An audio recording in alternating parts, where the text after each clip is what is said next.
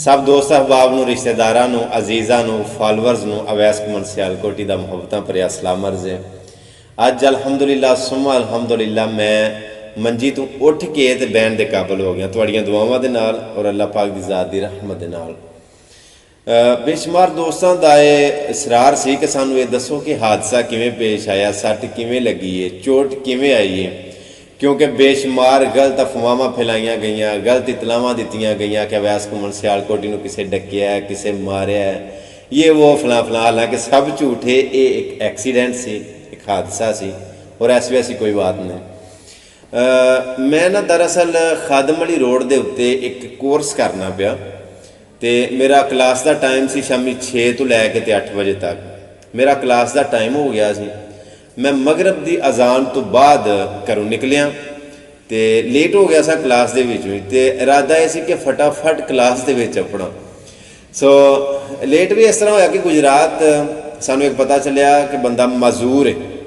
असीं उहदा पता लैन गए सां तो जो वो कोल जाके बैठे तो पता चलिया कि 20 साल तो बंदा मंजी तो उठिया ही नहीं। 20 साल तो पहले 10 साल वो बकौल वो उठ के बह सकता सी, फिर उन्होंने कहा कि मसलसल 10 साल हो गए ने कि मैं मंजी तो उठ के बह के ही नहीं वेख्या। खैर वो कलोंदे ही लेट हो गए। जो घरों निकलिया मैं हैलमट पाया सी क्योंकि अखां दे विच कीड़े शीड़े पैंदे ने निक्के निक्के तो मोटरसाइकिल सही नहीं चलती, हत्थां ते मैं दस्ताने पाए होंदे ने अक्सर।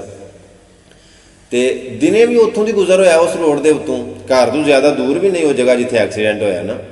दिने गुजर होया तो उस टाइम इट्टां नहीं सन है, लेकिन शाम टाइम जिस टाइम मेरा गुजर होया तो उदों वो इट्टां सन। बस वो हादसे की वजह बननी सी ना, किसी ने डैंपर सटाया सी इट्टां दा। बिल्कुल 10 फुट के फासले तो ना करीब मैं पहुँचा तो मोटरसाइकिल की स्पीड भी 60 की स्पीड सी ते बिल्कुल करीब जाके मैनू इट्टां नज़र आईयां ते ठा कर दी मोटरसाइकिल वजी है। होए होए होए मोटरसाइकिल इधर जा पे उन्होंने इट्टां दे उत्ते ना वावा लम्मियां लम्मियां करके उन्हें सटाइयां। उन्होंने इट्टां दे उत्ते मेरियां 2 बाजियां लगियां तो मैं इस तरह नहीं मतलब डिग्गा, कंध भरने नहीं डिग्गा, मैं मूँह भरने उन्होंने इट्टां दे उत्ते डिग्गा। तो इट्टां किहड़ियां सवारियां पईयां सन, इसे तरह ही मतलब ढेर लगा ही, कोई चुंझां, कोई नोकां, कोई वट्टे, कोई रोड़े। इस तरह तुहानूं जिस तरह मूँह भरने मैं उत्ते डिग्गा ना तो वो इट्टां कोई सीने ते, कोई पसलियां ते, कोई पेट च, मतलब ना वो इट्टां लगियां उन्हां दियां चुंझां।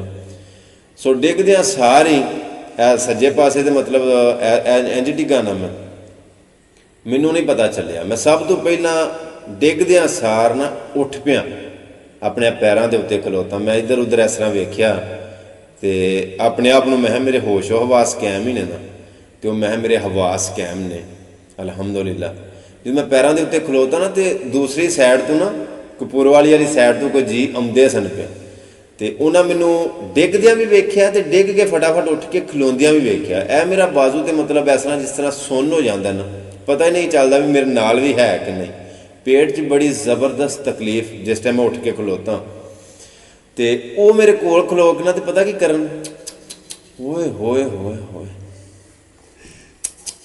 ओए होए होए बड़ी सट लगी। यानी कि वो ना सट लगी तो बाबा सिरा बेचारे करन होए होए होए बड़ी सट लगी। मैं उन्होंने आख्या मैं यार कुछ भी नहीं खै रही। वो बिचों एक दो बंदा मैनू आंदा तो घुमन साहब तुहानू ना हस्पताल खड़ी है। मैं नहीं यार मेरा घर करीब है, मैनू मेरे घर खड़ो। वो आते नहीं हस्पताल खड़ी है। बिचों एक बोल पाता घुमन साहब तुहानू पता नहीं कि तुहाडी हालत कितनी खराब है, अपना हथ भी वेखो। वो जो मैं इंज हथ वाल इंज वेख्या ना, ऐसा हथ इंज वेख्या ना तो दस्ताना पाया तो कतरा कतरा नहीं लगातार खून पिया वगदा, बहुत ज़्यादा खून जिहड़ा ना खारज होया। वो बावजूद भी वो मुंडा मैनू आंदा हूँ मैं यार मैनू ना घर ही तुसीं खड़ो। खैर मैं मेरी मोटरसाइकिल फड़ो, आखन लगे मोटरसाइकिल तो तुहाडी मरुंडा हो गई। मैं मेरा बैग सी मेरे कोल, उन्हें बैग मैनू दिता। एक मुंडे ने मोटरसाइकिल ते बाया तो मैनू ना घर लैके आए। जिस टाइम घर लिया घर दे परेशान होने लगे, मतलब अम्मी अरी बाजियां भी वो सारे जी। मैं क्या परेशान नहीं होना, खैर ये जो होना सी हो गया। वड्डे भाई ने मैं तुसीं पैसे लवो दराज दे विचों ते मैनू हस्पताल लै जाओ। कार वाले ने फोन मारे, आखन लगे 112 फोन मारिए। मैं यार ज़्यादा एमरजेंसी वाली गड्डी है तो किते ड्यूटी कर रहे होने ने, किते एमरजेंसी लगी होने ने, चलो असी इन्ने जोगे तो हैं हुण। मैं तुसीं गड्डी वाले फोन मारो। इतों बंदे ने फोन मारिया, कार वाला वो आ गया, गड्डी च पाए उन्हें तो मैनू ना हस्पताल लैके भजांदे। बड़ी मज़े की गल है, जो हस्पताल मैनू खड़ते ने ना पे तो मैनू ख्याल आया एक बंदा सी, वो सिविल हस्पताल ही ड्यूटी करता। जो भी मुलाकात हो ना तो उन्हें आखना घुमन साहब साढ़े लै कोई काम हो तो सानू दस्यो। फिर कितने मुलाकात उन्हें आखना साढ़े लै कोई काम हो तो सानू दस्यो। मैं यार अल्लाह पाक की जात एक थाने कचहरी तो बचाई रखे, एक हस्पताल तो बचाई रखे, इन्होंने दो थावां तो अल्लाह बचाई रखे, काम पे ही ना किए ना। उन्हें आखना नहीं नहीं घुमन साहब पै सकता काम, कभी साढ़े लै कोई आदे दस्यो। अचानक मैनू ख्याल आया, मैं यार क्यों ना होवे उस बंदे का नंबर मिलाया जाए। वह नंबर मैं मिलाया, ਉਹਦੀ बैल गई, उन्हें चुकया नहीं। दूजी बारी फिर मैं नंबर मिलाया, उन्हें फिर नहीं चुकया। खैर वह एक होर भी नंबर है सी कोल, मैं वो नंबर मिलाया, उन्हें नहीं फोन चुकया। फिर मैं नंबर मिलाया, उन्हें फोन नहीं चुकया। इन्ने चिर मेरिया पोस्टां अपलोड हो गई सन, पूरी दुनिया से खबर फैल गई सी कि वैस घुमन सियालकोटी नूं मतलब सट लग गई। शायद उन्हें वेख ली होवे। ठीक 2 मिनट बाद दोबारा नंबर मिलाया, नंबर ही बंद। खैर किसा वक्त सर मैनू लै गए सिविल हस्पताल। चलो उत्थे ट्रीटमेंट शुरू होया। वो काफ़ी तादाद, काफ़ी दोस्त अहबाब पहुँच गए, जिन्होंने पता चलिया, इतला मिली, जेड़े खासकर करीब वाले सन।